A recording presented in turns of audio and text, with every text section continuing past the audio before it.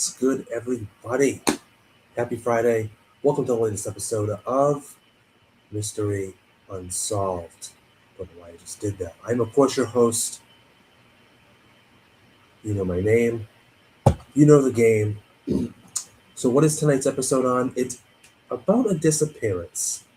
One could say that this one's a little more creepy and a little more chilling because it's the disappearance of a little girl, which is always just terrifying and just a little more creepier, like I just said, than any other disappearance. So without further ado, ladies and gentlemen, Mystery Unsolved, the disappearance of Madeleine McCann.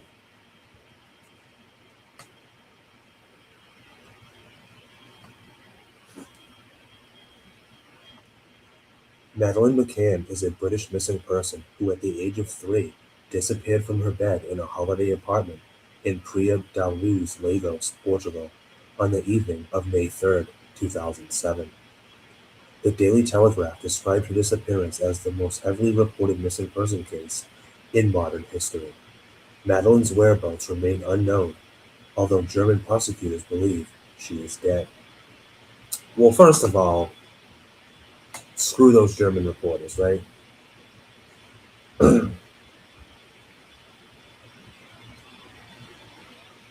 Madeleine was on holiday in the United Kingdom with her parents, Kate and Jerry McCann, her 2-year-old twin siblings, and a group of family friends and their children.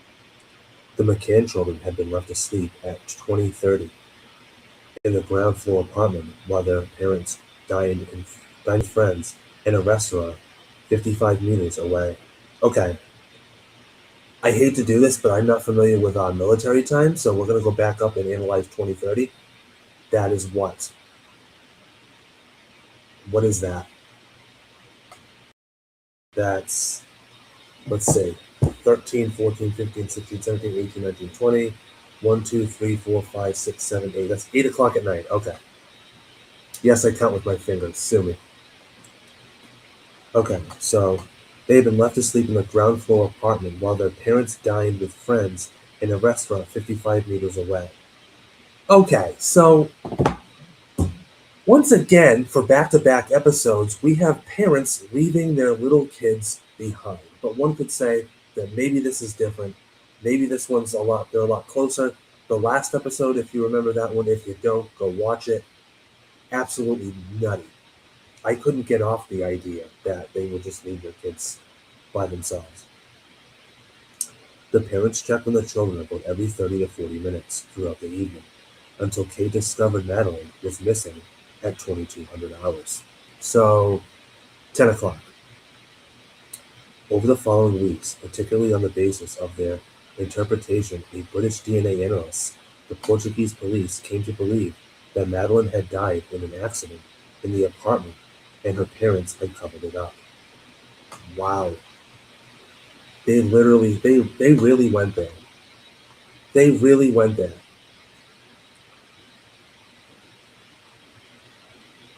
The McCanns were given arguido status in September of 2007, which lifted when Portugal's Attorney General archived the case in July of 2008 for lack of evidence. Because that's what you should do. I don't give a crap if you're police or not. You can't just sit there and be like, well, we don't have much evidence, but based off of the evidence we don't have, since you're her parents and you're the closest people and the last people to see her, we think you did it. Yeah, take that evidence, ball it up, throw it away. Throw it away. Madeleine's parents continued the investigation using private detectives until the Metropolitan Police opened its own inquiry, Operation Grange, in 2011. The senior investigating officer announced that he was treating the disappearance as a criminal act by a stranger, most likely a planned abduction or burglary gone wrong.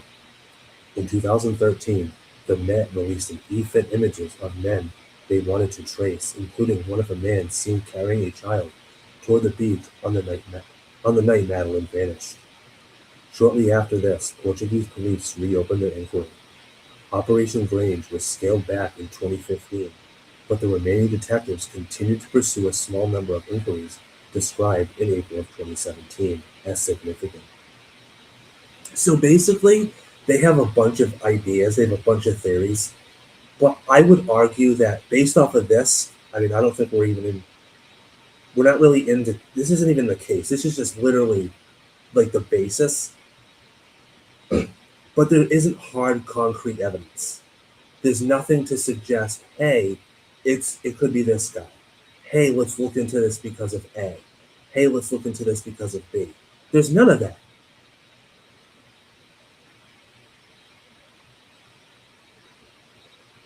In 2020, the girl went missing when? 2007.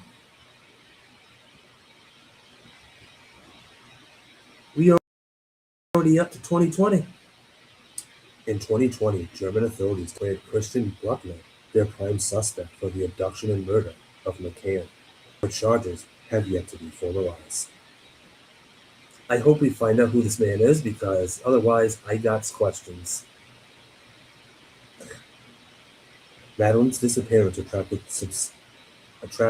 sustained, sustained press coverage, both in the UK and internationally, reminiscent of the death of Diana, Princess of Wales, in 1997. Did it now? Did it? Her parents were subjected to intense scrutiny and faced accusations of involvement in the disappearance, particularly in the tabloid press and on Twitter. Okay, listen, full disclosure, as a Twitter holic myself, I know what an absolute.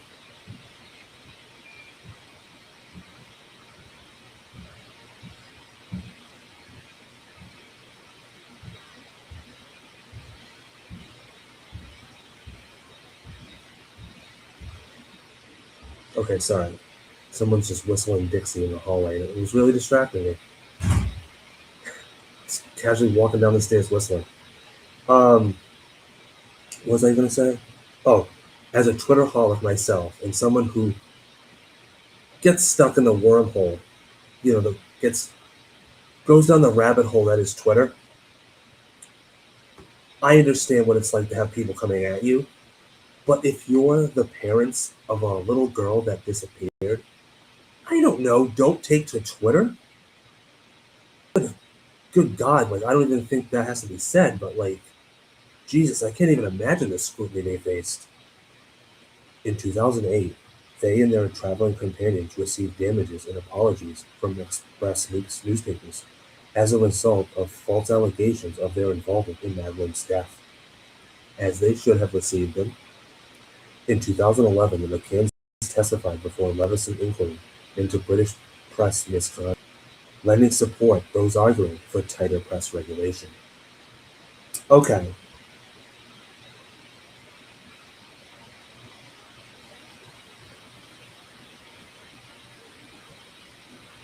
all right. So the next information just kind of gives into like who they are.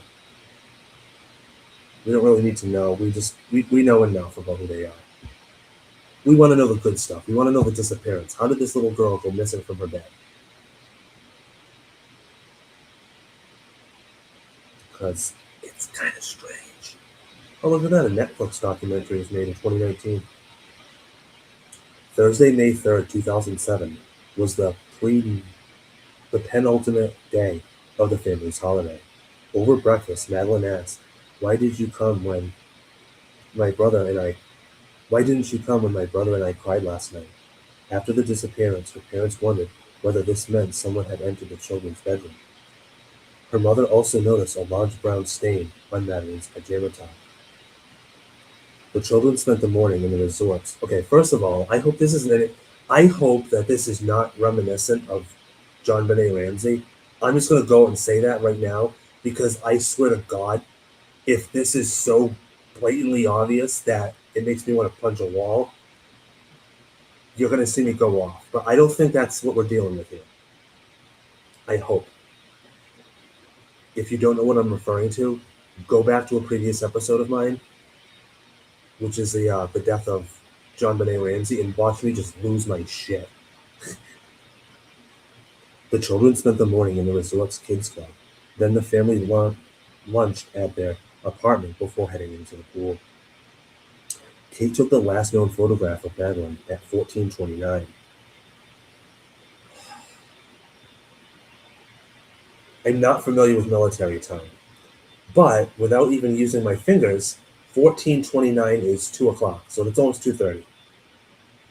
That afternoon, sitting by the pool next to her father and 2-year-old sister, the children returned to the kids' club. Then at 1800 hours, their mother took them back to 5A, where their father went for a tennis lesson. They seem like a very prestigious family. What do I mean by that? They seem like they have a particular set of schedules lined up. Like the kids are going to do this, we're going to do that, then we're going to do this as a family, which is totally fine with me. Like obviously, we'd like to know what their schedule is, which is why when the little girl goes missing, it's peculiar. Peculiar. 1800 hours, let's say evening? Sure, let's just call it evening.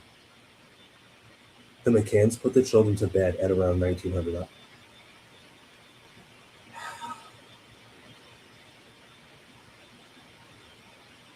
7 o'clock. 7 o'clock. Madeline was left asleep in Madeline was left asleep in short-sleeved pink and white Mark and Spencer's Eeyore pajamas, next to her comfort blanket and a soft toy cuddle cat. Little details, folks. These matter. At 20:30, 8:30, the parents. By the way, this is the first time I've ever read a case on this website where they have military time instead of just, regular time. I get that it's a British case, but fuck off. I don't know military time. Not everyone does. Never needed to learn it. At 20:30, the parents left 5A to dine with their friends in the Ocean Club's open-air tapas restaurant, located on the other side of the pool. 5A lay about 55 meters, which is 180 feet, from the restaurant as as the crow flies. But to reach the restaurant, one needed to walk along a public street to reach the doors to the Oceans Club Resort, and then go through the resort to the other side of the pool, a distance of about 82 meters, 269 feet. You're lost, I'm assuming. I'm totally lost. Didn't think I'd have to do math too. So on top of military time, I have to do math. No, I don't. The top of the apartment was visible from the tapas restaurant, but not the doors. The patio doors could be locked only from the inside, so the McCanns left them closed but unlocked, with the curtains drawn, so they could let themselves in that way when checking in on the children. There was a child safety gate at the top of the steps from the patio, and a low gate at the bottom, which led to the street. Okay, okay, this episode is literally like the last episode where I think we were in like the 60s or 70s, and these people just let their like 8, 9, and 10-year-old kid just walk off to the beach by themselves, which to me was just fucking weird because why would any parent do that? This is similar. Basically, that entire paragraph is making us think and believe that the parents are literally across the street at the restaurant, but they can see inside their own home, and that they can see like, okay, we can see if the children are like up or awake, and if they're like walking back and forth. Also, if you remember earlier, they made sure to check in on the children every 30 to 40 minutes. That's a problem to me. Okay? That's a problem to me. I'm not a parent, but this shit sounds suspicious as fuck to me. Pardon my French. First of all, I don't care if you're only going to a restaurant that's across the street. You have small children under the age of 5. You have 3 of them. Why the fuck are you leaving your home to go somewhere and leave them unattended? What are we doing? This is modern times too. This isn't the night. This isn't the 60s or 70s like that other episode. This is literally modern times. Please explain to me how you can leave 3 children under the age of 5 by themselves. Oh, but they're just across the street. We have a gate and we have a safety gate. It's fine. Like you can talk to me about it until you're blue in the face, but to me, it doesn't make sense. I really hope that I didn't have to have this conversation, but here we are again. The resort staff had left a note in a message book at the swimming pool reception area, asking that the same table, which overlooked the apartments, be block booked for 2030 for the McCanns and friends every evening for the 4 evenings of the holiday.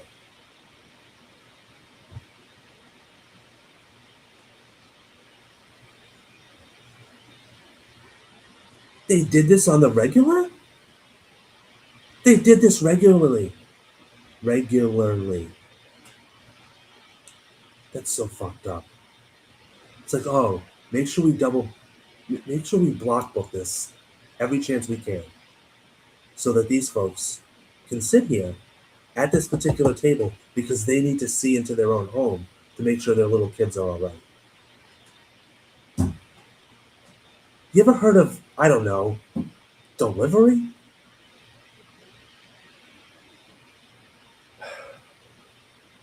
Why is this restaurant so important for them that they have to leave their home, leave their kids behind? This is going to be the basis of this episode because fuck it.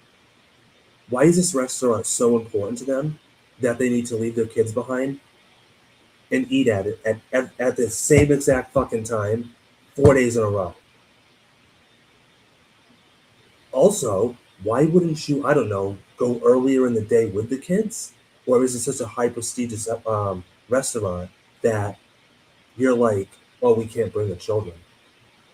I don't know. Here's another thought: hire a fucking babysitter. Is that a possibility? Were you thinking of that? We haven't even got to this girl's disappearance, and I'm already fuming.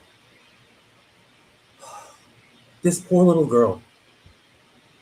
No wonder she went missing. Fuck. Like, I'm gonna hot take. No wonder she went missing. Because the parents couldn't be bothered, but they were across the street. They were looking. Mmm. Fuck out of here. The message said the group's children were asleep in the apartments.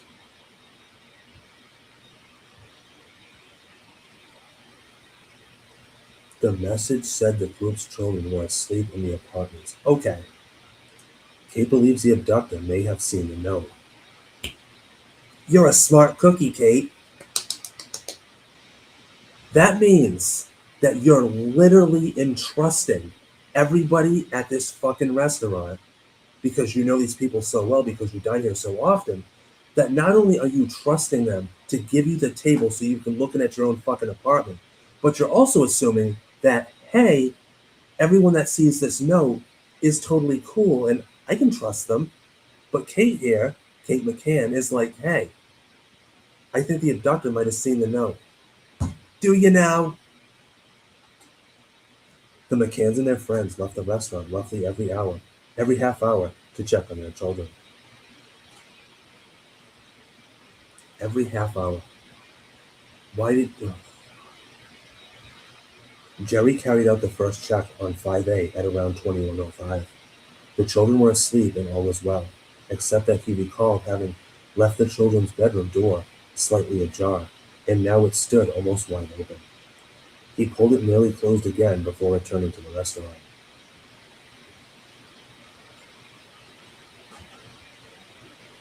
Hold up. So he realizes the door's ajar, but then when he comes back, he realizes it's open. So he just closes that shit and goes back to the restaurant. Hey Jerry, did it ever occur to you that maybe the door was open because the intruder had already entered the apartment and was just chilling in another room or possibly even the little girl's closet? Where did I come up with that? I don't know, the top of my head, like a normal person. The sighting by Jane Tanner, one of the top is seven, of a man who's the top is seven again? Is that one of their friends? Let's just assume it is. The sighting of the sighting by Jane Tanner, one of the top is seven, of a man carrying a child that night became an important part of the early investigation. Tanner had left the restaurant just after 2100 hours to check on her own daughter. Passing Jerry on Rua Drive, Francisco Gentle Martins. What the fuck is that? Is that a street? Rua Drive. Just say Rua Drive. My God. On his way back to the restaurant from his 2105 check. Okay, so yeah, that was a street apparently, but I've never heard of a street that's got five fucking names. He had stopped to chat to a British holidaymaker. There's a number here which allows me to click on it to find out more, and I kind of want to click on it because what the fuck is a holidaymaker? But neither man recalled having seen Tanner. The puzzled This puzzled the Portuguese police, given how narrow the street was, and led them to accuse Tanner of having invented the sighting. I saw Jerry. No, no, you didn't. Tanner told the police at around 21:15 she had noticed a man carrying a young child walk across the junction of Rua Drive and Rua Drive Augustino da Silva. So I was today years old when I found out that um, Portuguese streets have five names. They have as many names as people do. Why? I have no freaking idea. Okay, so he noticed a young child walk across the junction. Okay. A man carrying a young child. Okay. He was not far from Madeleine's bedroom, heading east, away from the front of the apartment 5A. In the early days of the investigation, the direction in which he was walking was thought to have been important because he was moving toward the home of Robert Moura, a 33-year-old British Portuguese man who, who lived near 5A and who became the case's first suspect. The child in the man's arms was wearing light-colored pink pajamas and was floral patterned and cuffs on the legs, similar to Madeleine's. Tanner described the man as white, dark-haired 5'7", tall, and of Southern European or Mediterranean appearance. Mediterranean appearance. So I would love for someone to describe to me what a Mediterranean appearance is. Is that tan blonde skin? Like what are we talking? 35 to 40 years old, wearing gold or beige trousers. Trousers, holy crap. Trousers, Justin. And a dark jacket, and said he did not look like a tourist. According to Kate, that's Madeleine's mom, Tanner passed the information to Portuguese police as soon as Madeleine was reported missing, but they did not pass the description to the media until May 25th. Madeleine's fund hired a forensic artist to create an image of the man, which was released in October of 2007. The sighting became more important because it offered investigations a time frame for the abduction, but Scotland Yard came into view as the red herring. Oh, I get that. Red herring. So that's implying that it's a lot of chatter, but not a lot of results. In October of 2013, they said that a British holidaymaker, again, what the fuck's a holidaymaker, had been identified as the man Tanner had seen. He had been returning to his apartment after collecting his daughter from the Ocean Club night Creech. Club night Creech. Again, what is...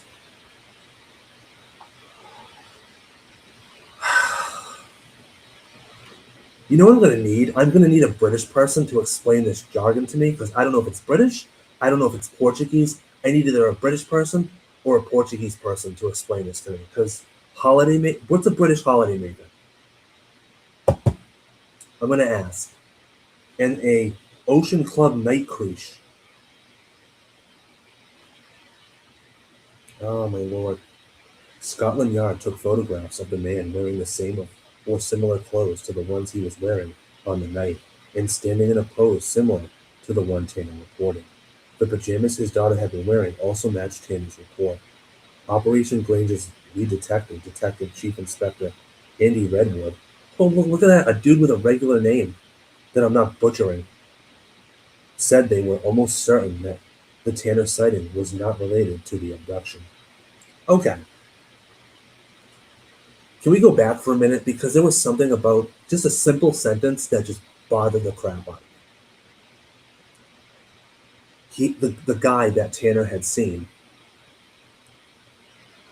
he had been returning to his apartment after collecting his daughter from the Ocean Club night creche. It's kind of important to know what the hell an Ocean Club night creche is, because, again, are these people just aimlessly leaving their kids behind somewhere else where they can just live it up at these fucking resorts and restaurants?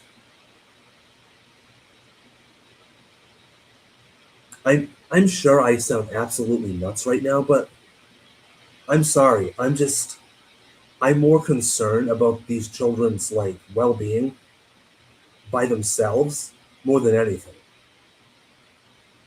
I'm surprised that more children weren't abducted besides Madeleine. Like, if we're being honest here, the rejection of the Tanner sighting was crucial, as the timeline allowed investigators to focus on another sighting of a man carrying a child on the night of Madeleine's disappearance. This one reported to the Portuguese police on May 26, 2007, by Martin and Mary Smith, what common names, who had been in Praia da Luz on holiday from Ireland. God, what it must be like to be rich. Shall we go to the islands? Why, yes, let's go to the islands. Like, that's what these people come off to me as, you know what I mean?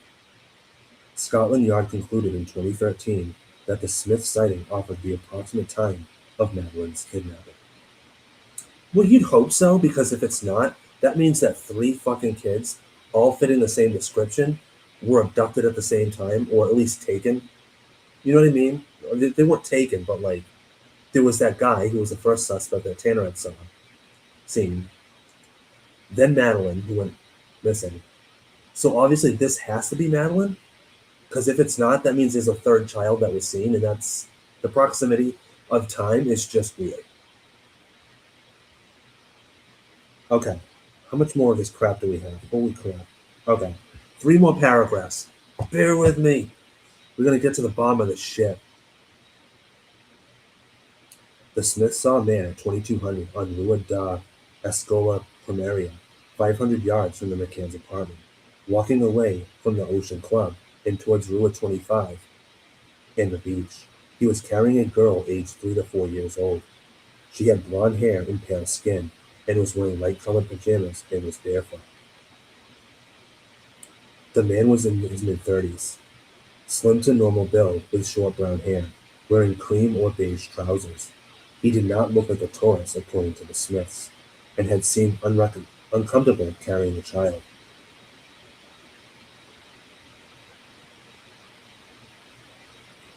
E-fits based on the Smiths' testimony were first created in 2008 by Oakley International, private investigators hired by the McCanns, and were publicized in 2013 by Scotland Yard on the BBC program Crime Watch. I could delve into that, but I guess the only thing I'm going to go back and mention here is the girl was wearing light-colored pajamas. Didn't we establish that Madeleine was wearing pink pajamas? Yes? That's what I remember saying. She didn't change pajama colors. They didn't magically change themselves, so if they weren't pink, what are we even talking about this for? Kate had intended to check on the children at 21:30, which is 9 o'clock? Yes, 9:30. But Matthew Oldfield, one of the Tapas 7, offered to do it when he checked in on his own children in the apartment next door to 5A. Yeah, these people are very high prestigious, yeah.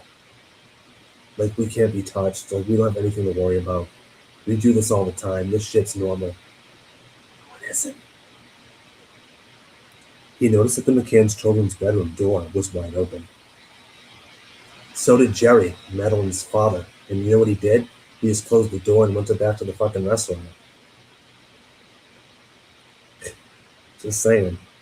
He noticed the McCann's children's bedroom door was wide open, but after hearing no noise, he left 5A without looking far into the bedroom to see whether or not Madeleine was there.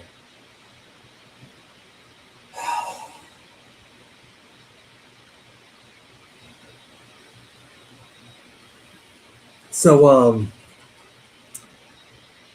if you see a child's door wide open, because obviously if a child is asleep in their bedroom and the door's open, naturally you're going to assume that they're there. But if the door's wide open, wouldn't you check it? Even if it's not your own child, but you're friends with the family, wouldn't you at least, peek in to see, if little Madeleine's okay, to see if she's even in there?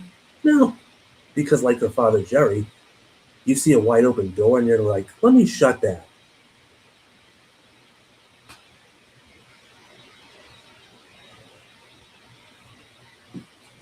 Oh my god. He could not recall whether the bedroom window and its exterior shutter were open at this point. How the fuck would he know that? He didn't even bother to open the door. He didn't even go inside to see if the girl was there. So how would he even have known to look into the window? Early on in the investigation, Portuguese police accused Oldfield of involvement because he had volunteered to do the check, suggesting to them that he had handed Madeleine to someone through the bedroom window. You know what? Okay.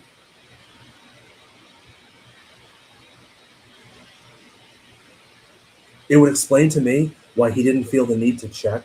Supposedly, as he said, he didn't need to, check the bedroom because he could have been given a false statement. Kate made her own check of 5A at around 2200. Scotland Yard stated in 2013 that Madeleine was probably taken moments before this. Hmm. Okay, so wait a minute. Wait a minute.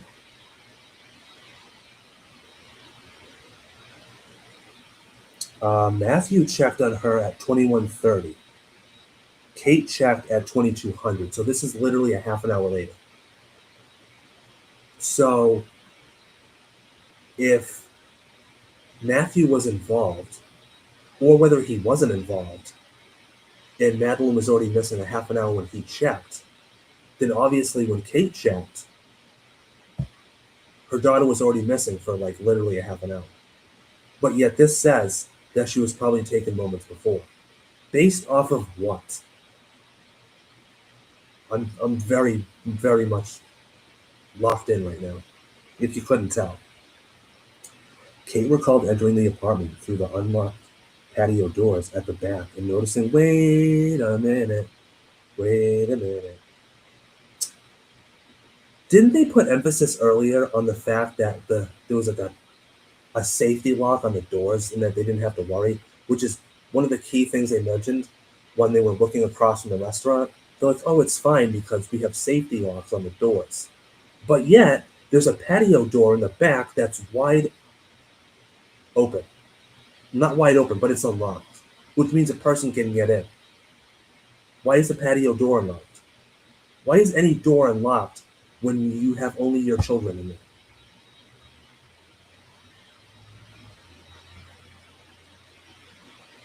Obama me.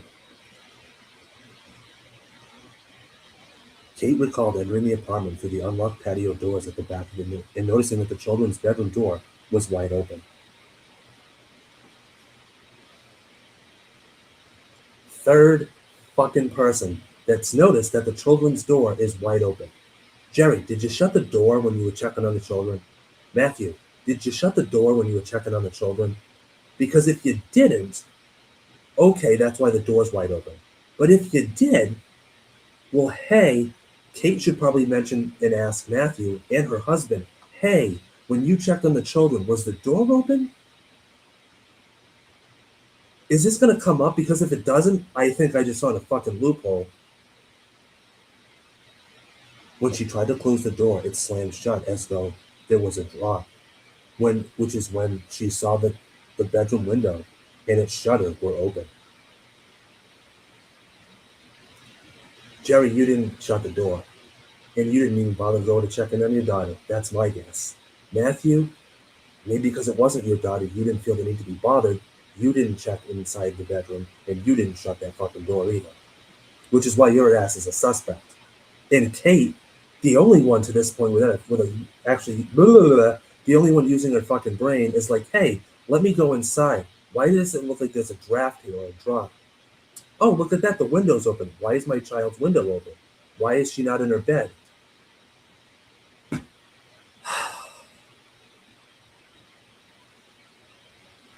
Oh my god, I'm losing it here. I'm fucking losing it. Madeleine's cuddle cat. Remember Cuddle Cat? I told you the small details matter. Madeleine's cuddle cat and blanket was still on the bed, but Madeleine was gone. After briefly searching the apartment, Kate ran back towards the restaurant, screaming, Madeleine's gone. Someone's taken her. At around 22:10, 9:30, Jerry sent Matthew Oldfield to ask the resort's reception desk to call the police. Isn't it just convenient that the husband asks Matthew, the only other person that checked on the children, to call the police? And at 22:30, that's 9:30, the resort activated its missing child search protocol. What a nice resort that must be that they have a missing child search protocol. Like I know it would probably happen on rare occasion, but the fact that you have a whole squad for it kind of tells me like this shit happens way more than it probably should. 60 staff and guests searched until 04:30. Is that like 4 a.m. in the morning? At first assuming that Madeline had wandered off.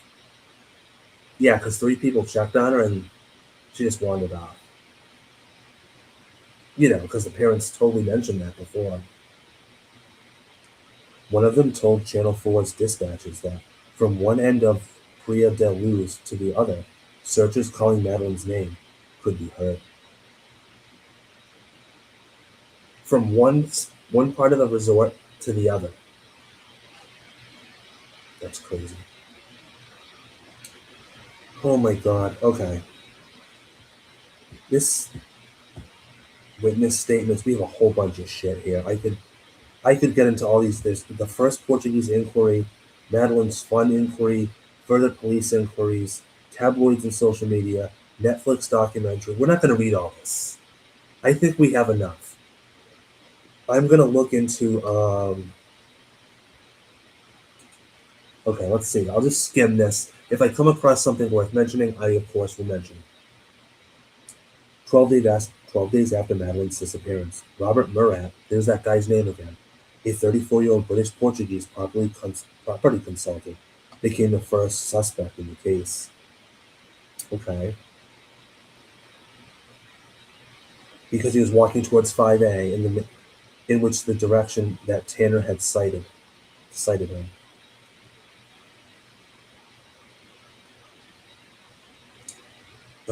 The PJ had briefly signed Murat up as an official interpreter. He said he had wanted to help because he had a daughter in England around Madeleine's age. Okay, that's interesting. Three members of the Tappas Seven, Fiona Payne, Russell O'Brien, and Rachel Oldfield, had said that they had seen Murat outside of 5A shortly after the disappearance, as did an Ocean Club nanny and two British holidaymakers. Holy shit. The McCann circle was clearly suspicious of Murat. Okay.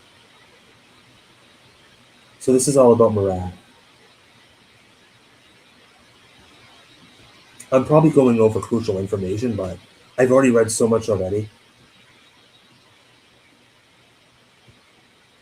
It's just so crazy at this point.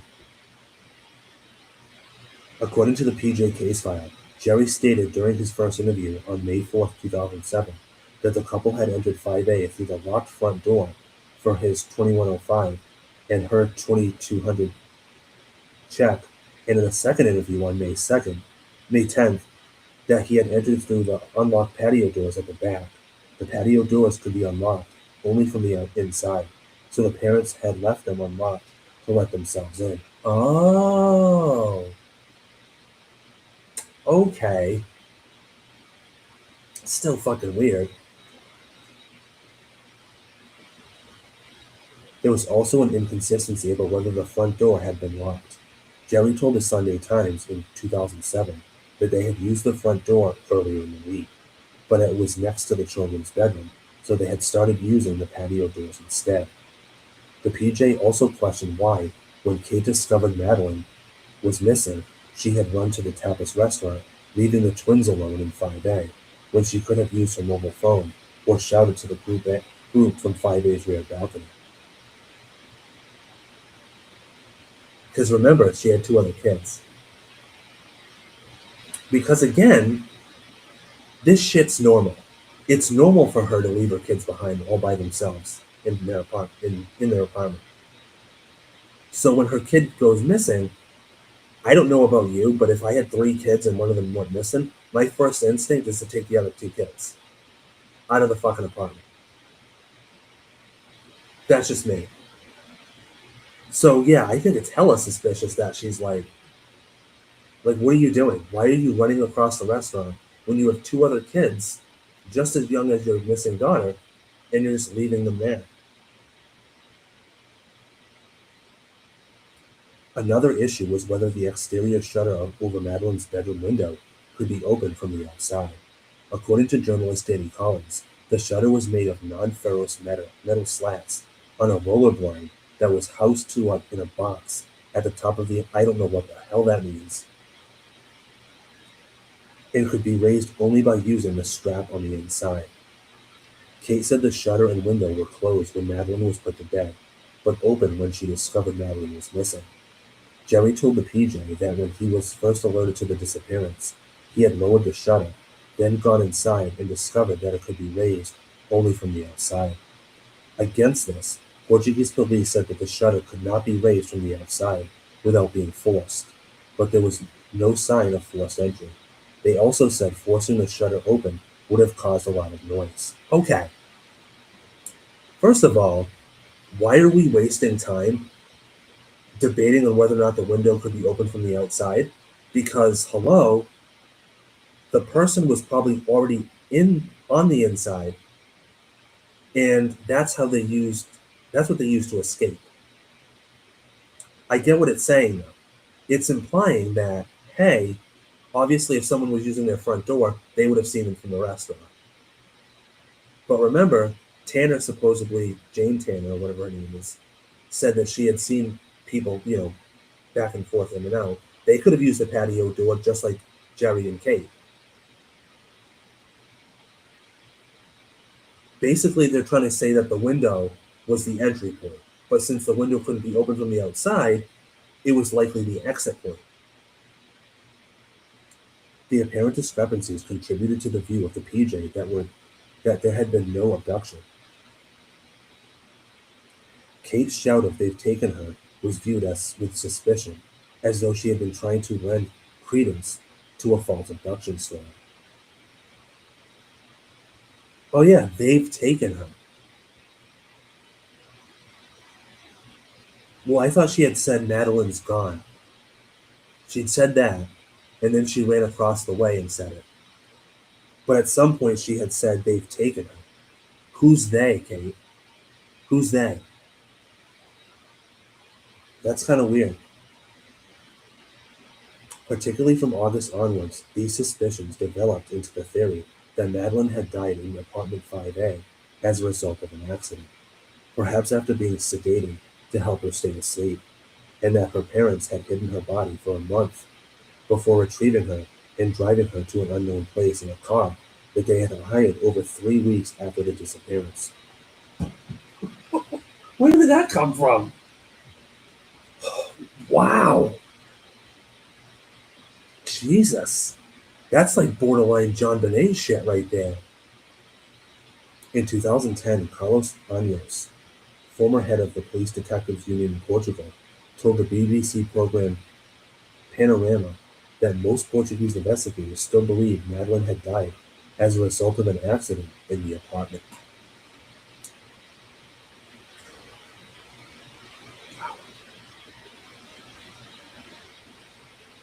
Wow. Oh my lord. Okay. Uh, it's just so much more shit. I just don't know. Alright. The house and grounds were searched on August 2nd. The only alert from Eddie when he encountered Cuddle Cat which was lying in the living room. Keela did not give an alert. Eddie and Keela are police dogs, by the way. The police left the boxes of McCann's clothes, Cuddle Cat, a pair of latex gloves, suitcases, a notepad, two diaries, including one that Kay had started after the disappearance, and a friend's Bible she had borrowed. A passage the Bible's owner had marked from 2 Samuel about the death of a child was copied into the police case file, along with a Portuguese translation. A source close to the McCann's lawyer told reporters that there was indeed a smell of if there was a smell of corpses on Kate's clothes, it would have been caused by her contact with corpses as a family doctor. What? That's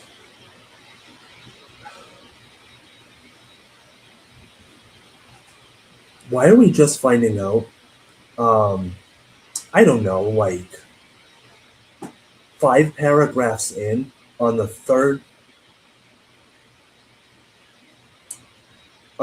topic of this that Kate's a family doctor, and also how freaking weird is it? Like, oh, if she smells a dead corpse, it's because she's a family doctor. Why would what?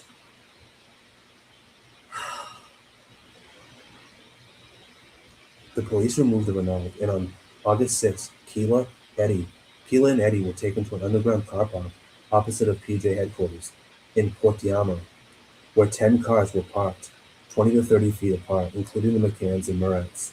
Eddie, the cadaver dog, gave an alert outside the McCann's car by the driver's door.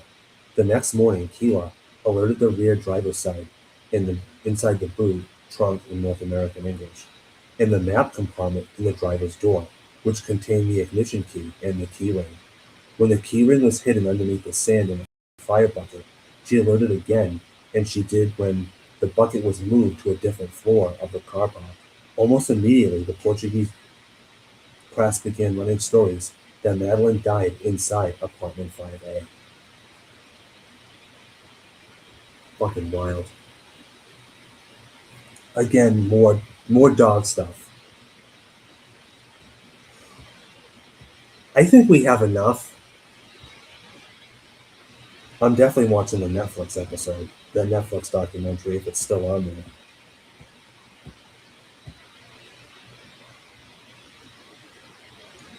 In July, on July 21st, 2008, the Portuguese Attorney General announced there was no evidence to link the McCanns or Robert Murat to Madeleine's disappearance. Their agredo status was lifted, and the case was closed.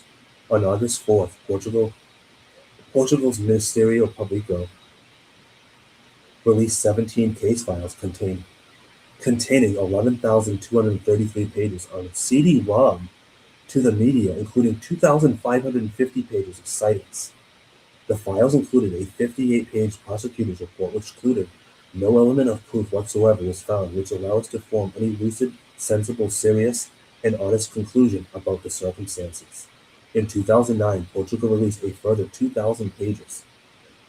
Days after the case closed, excerpts from Kate's diary, which had been taken by the PJ in August of 2007, were published in a translation by a Portuguese tabloid. Despite a Portuguese judge ruling in June of 2008 that the seizure had been a privacy violation and that any copies must be destroyed.